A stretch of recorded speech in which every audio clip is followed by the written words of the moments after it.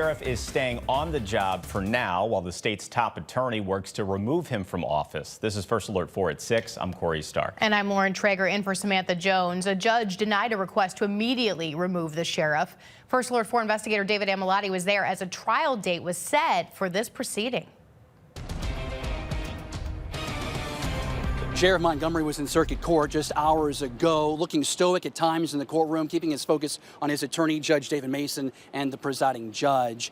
A.G. Bailey was not in the courtroom and said he had a team of staffers there representing his office. This was all about preliminary issues, finding a trial date, determining dates for discovery and motion. But there were times Judge David Mason, who represents Montgomery, tried to make his case that the AG has no ground to stand on for quo warranto. The AG's quo is based on 6 charges right now. Andrew Bailey says there could be more as the investigation continues. Right now, that list includes nepotism, alleging the hiring a half-brother as a deputy sheriff, unlawfully detaining a deputy commissioner at the St. Louis City Justice Center, unlawfully arresting a licensed private security guard, failing to transport prisoners for medical treatment. We learned today that since the quo was filed a couple weeks ago, 10 more transports have been declined.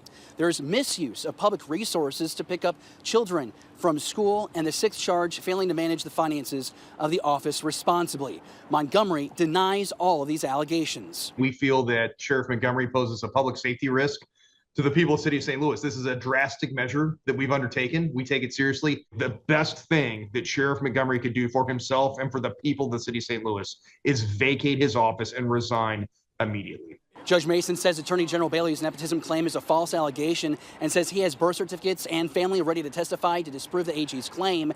Mason did provide Judge Omer and media copies of birth certificates. He says disproves the sheriff is a half-brother of a current deputy.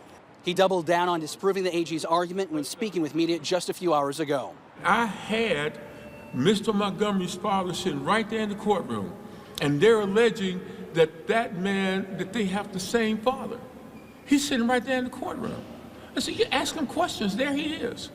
What did you hear? Crickets. And I know why you heard crickets, because they know the answer. That man was going to sit there and tell everybody, this Malik Taylor guy is not my son. For now, cameras will not be allowed in the courtroom, but the presiding judge says he will reconsider that in the future. Right now, there's a trial date set for November 10th, but both sides will come back to court in August. In downtown, David Amilati, First Alert 4 investigates.